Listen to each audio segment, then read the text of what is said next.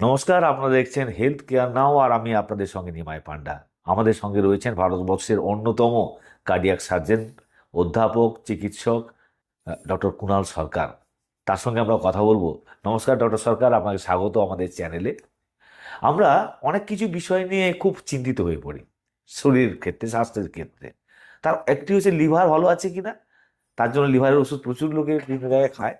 আরেকটা বিষয় হচ্ছে হার্টের প্রবলেম, যে ব্লাড প্রেশারটা ঠিক আছে কিনা, পালস রেট ঠিক আছে কিনা, হার্টের কোনো প্রবলেম হলো কিনা।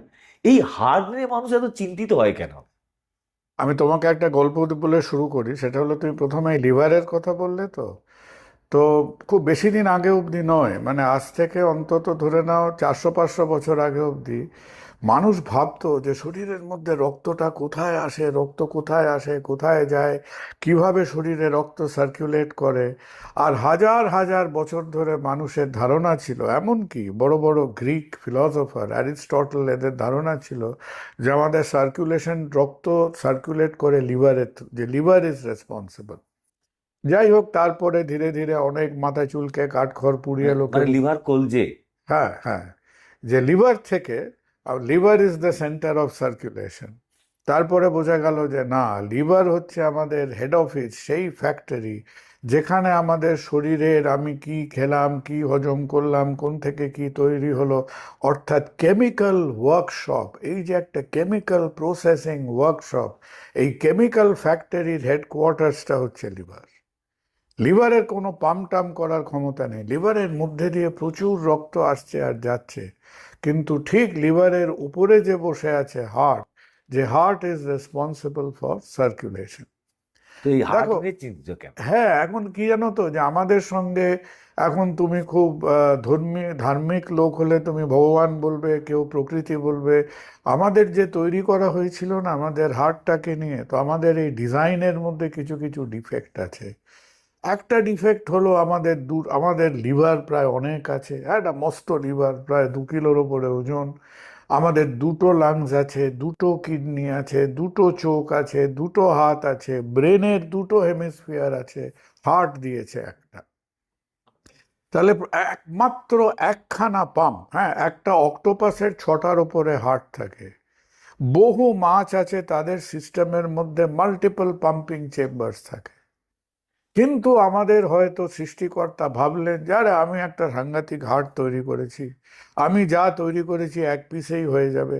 তা একখানা হার্ট সেটাকে বসিয়ে দিলেন উনি বুকের মাঝখানে। আর আরেকটা রসিকতা আমাদের সঙ্গে করলেন, যে হার্টটাকে তিনি একটা জোরদার অর্গান তৈরি করলেন, যে একেবারে জবের থেকে আমাদের জন্ম আর জীবনের শেষ দিন অবধি ওই মিনিটে 70 বার 80 বার করে যে পাম্প করেই যাবে, করেই যাবে, করেই যাবে। বাট অসুবিধাটা কোথায় হলো? অসুবিধাটা হলো, পাম্প কে করছে? মাসেল করছে। এই যে মাসেলটা পাম্প করছে, ধরে নাও আমার হার্টের মধ্যে মাসেল কি করে কাজ করে, না মাসেল ফাইবার থাকে। এই মাসেল ফাইবার কাজ করছে কি করে? কাজ করছে, তার পাম্প করার শক্তিটা রক্তের মধ্যে দিয়ে আসছে। তাহলে সমস্যা দুটো জায়গায় হলো। প্রথম হলো, তাকে কন্টিনিউয়াসলি রক্তটা পেতে হবে। আর যে রক্তগুলো যে রাস্তাঘাটগুলো দিয়ে আসছে, সেই রাস্তাঘাটগুলো বন্ধ হলে মহাবিপদ। হঠাৎ রক্ত বন্ধ, হঠাৎ রক্ত বন্ধ মানে গাড়ির ট্যাঙ্কে তেল ফুরিয়ে যাওয়ার মতো। আমার বিরাট গাড়ি, ট্যাঙ্কে তেল নেই, যত স্টার্ট মারছি গাড়ি স্টার্ট দিচ্ছে না, গাড়ি বন্ধ হয়ে যাবে।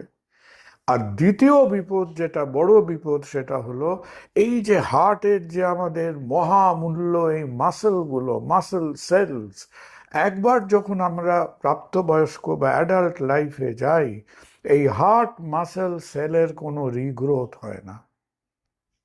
চুল কাটলে গজাবে, লিভার খানিকটা ড্যামেজড হলে জন্ডিসে সে রিগ্রো করবে, চামড়া কাটলে জুড়ে যাবে।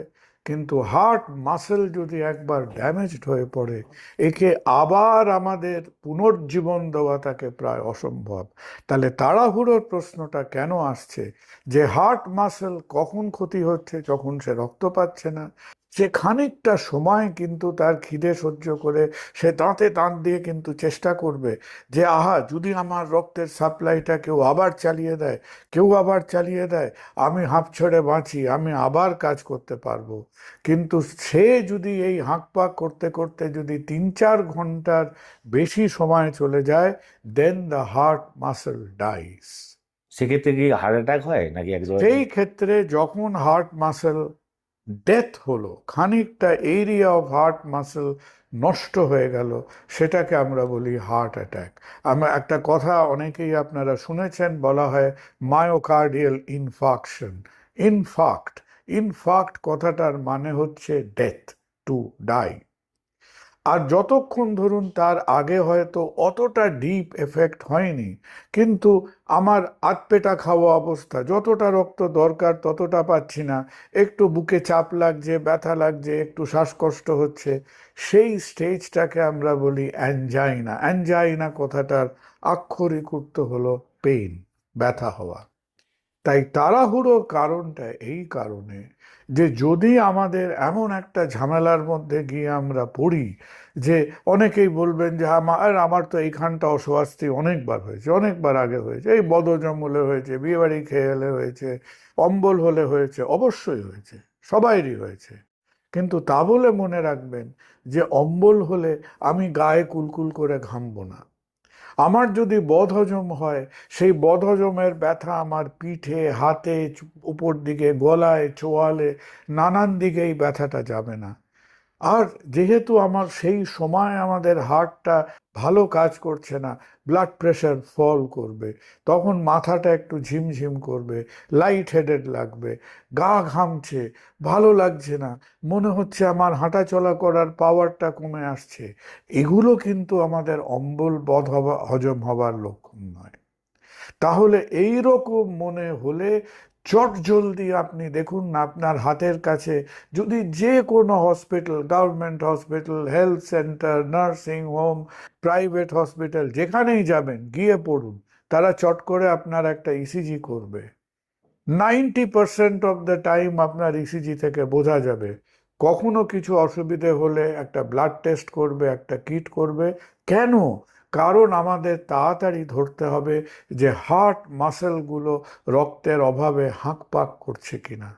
যদি তারা হাঁকপাকানি করে, যদি আমার ইসিজির মধ্যে চেঞ্জ থাকে, যদি আমার ব্লাড রিপোর্ট বা কিট টেস্ট পজিটিভ হয়, তখন আইদার আমাদের একটা ওষুধ দিয়ে, বা যেখানে যেখানে আজকে ক্যাথ ল্যাব বা কার্ডিয়াক হসপিটালস যারা আছেন, সেখানে নিয়ে গিয়ে তারা কি করেন, তারা চট করে দেখে নেন কোথায় ঝামেলা হয়েছে, কোথায় ব্লক হয়েছে, সেটাকে খুলে দিলে আবার রক্ত গেল, হার্টটা হাঁপ ছেড়ে বাঁচলো, তার পেটের খিদেটা মিটলো, এবং আমাদের হার্ট মাসেল ড্যামেজড হওয়ার থেকে সে যেন আরেকবার প্রাণ নিয়ে ফিরে এলো, আর আমার হার্টটা ভালোভাবে কাজ করতে পারল।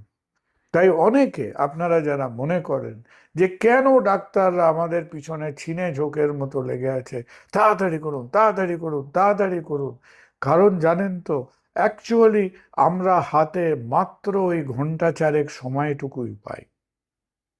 তারপরেও অনেক সময় চিকিৎসা হয়, কিন্তু বাই দ্যাট টাইম ওই হাতে ছ্যাঁকা লাগার মতো, তখন তো মাসেলে খানিকটা ছ্যাঁকা লেগেছে, তখন তো মাসেল অলরেডি খানিকটা ড্যামেজড হয়েছে।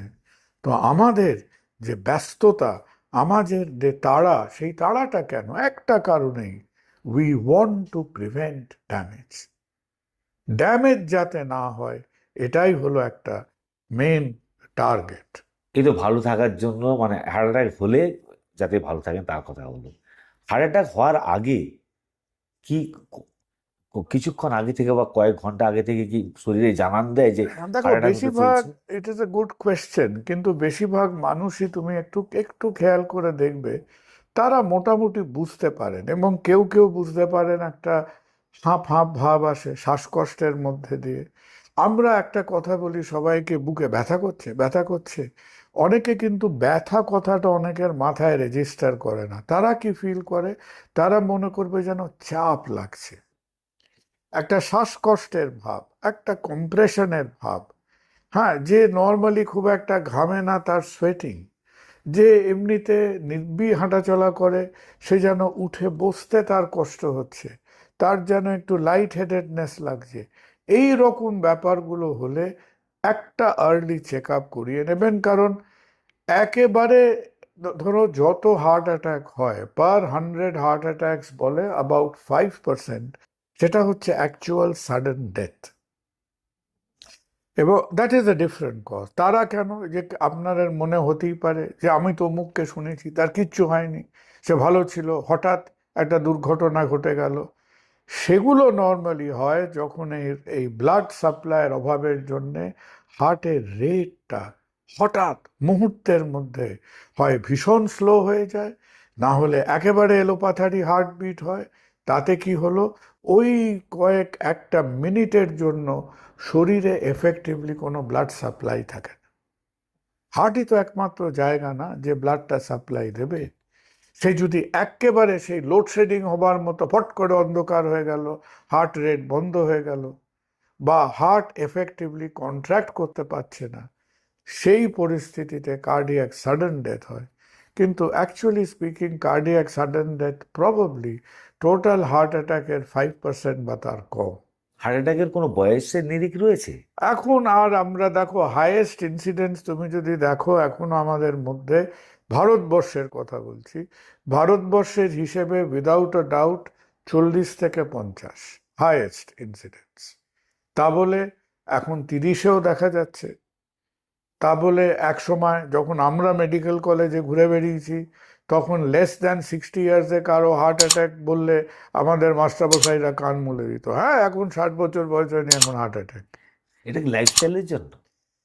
কিছুটা লাইফস্টাইলের জন্য, কিছুটা হচ্ছে আমাদের খাওয়া দাওয়ার জন্য, কিছুটা হচ্ছে আমরা খুঁচিয়ে ঘা করছি, যেমন আমরা স্মোকিংয়ের মধ্যে দিয়ে। আর আরেকটা যেটা হয়তো ডেফিনেটলি এই যে আমার মাস্টারমশাইয়ের সময় যেটা ছিল না, যেটা আমাদের সময় হয়েছে, যেটা এখনকার এপিডেমিক, সেটা হলো ডায়াবেটিস।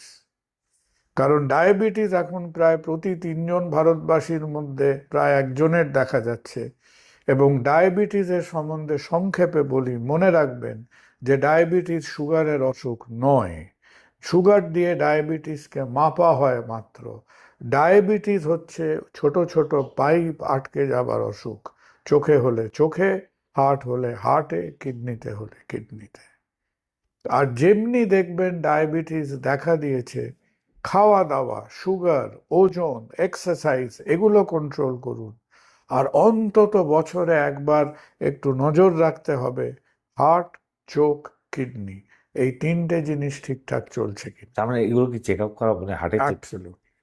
কারণ এবার এই মানে চেক আপের আপনারা ক্ষেত্রে সবাই যারা দেখছেন, এবং আপনাদের থ্রু দিয়ে সমস্ত রকম স্বাস্থ্যকর্মী, আমাদের কলিগ, আমাদের হেলথ ওয়ার্কারদের বলা যে মাসের পর মাস, বছরের পর বছর কেবলমাত্র সুগারের উপর ফোকাস করবেন না। Sugar control is important, organ management is more important. সেই দিকে এই হার্ট ঠিক আছে কি না, হার্টের চেক আপের কি ধরনের খরচ হতে পারে? দেখো, আমাদের আমাদের দেশে বলতে নেই, ব্লাড টেস্ট করাটা খুব সহজ।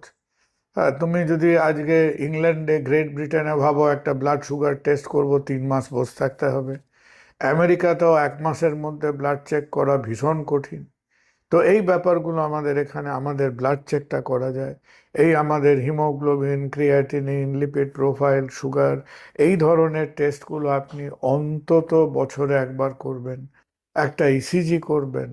লোকে বিরক্ত হয়, বলে এই ডাক্তার বোধহয় যে এত রকম টেস্ট লিখছে, কি করব বলুন। ইসিজি দেখায় হার্টের মন মেজাজটা ঠিক আছে কিনা, হার্ট রেগুলার আছে কিনা।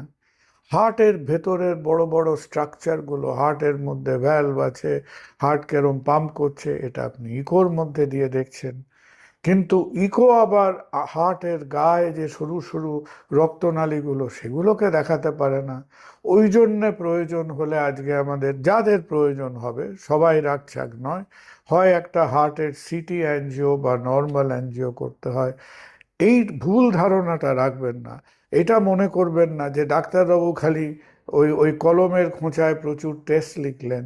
এক একটা টেস্ট এক একটা দিক দেখে। হয়তো আগামী কয়েক বছরের মধ্যে একটা আপনার কম্প্রিহেন্সিভ, সেই এয়ারপোর্টের সিকিউরিটির মতো একটা টেস্ট আসবে, যে একটা মেশিন আমাদের ইসিজি রিডিং দেবে, ইকো রিডিং দেবে, সার্কুলেশনটা দেখাবে, এখনো সেটা আমাদের হাতে নেই।